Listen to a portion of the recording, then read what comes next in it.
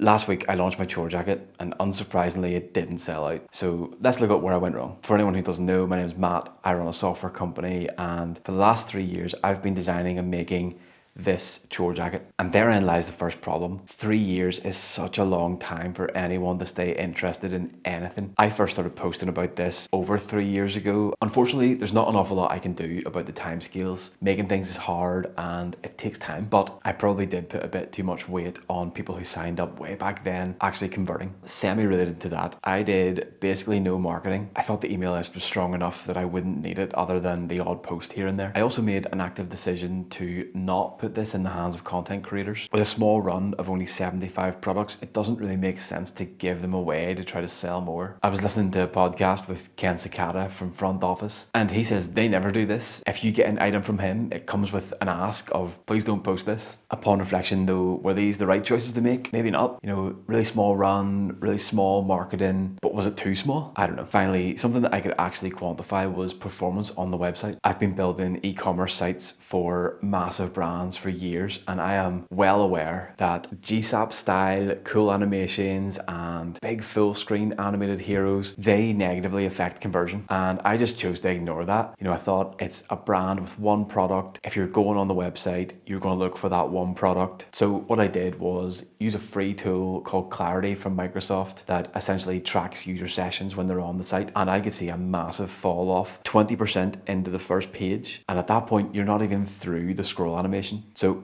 I scrapped that. I put in a more standard homepage with a big CTA saying shop now, and I'll track the data and see if we get any improvement. The website is something that I'm particularly proud of. It's a Shopify store, but it doesn't use a theme. And no matter if you're a brand new brand or one of the biggest brands in the world, if you use a theme on Shopify, it looks like a theme. And I feel like buyers can tell. Not all the time, but generally. So I went with something totally custom and a bit of an unfair advantage. Our flagship product at the studio is a platform that can be used to build these sites. With all that said, out of the initial run of 75, there are 55 left, which for a week I think is pretty okay. If you want one, there's a link in the bio and they start shipping in a week. So what's next? Honestly, I think I just need to learn a bit more about marketing and probably continue to put more content out to get more eyes on it. One thing we are going to do is make use of that newsletter list and start putting out a monthly newsletter from the studio. Not a big sale, just things that we found interesting from that month. It could be design related, it could be a new coffee shop that's just opened. If we do a new jacket, there might be a sneak peek in there. If that's the kind of thing you're interested in, there's a sign up on the website. If you are signed up and it's not, feel free to unsubscribe, no hard feelings.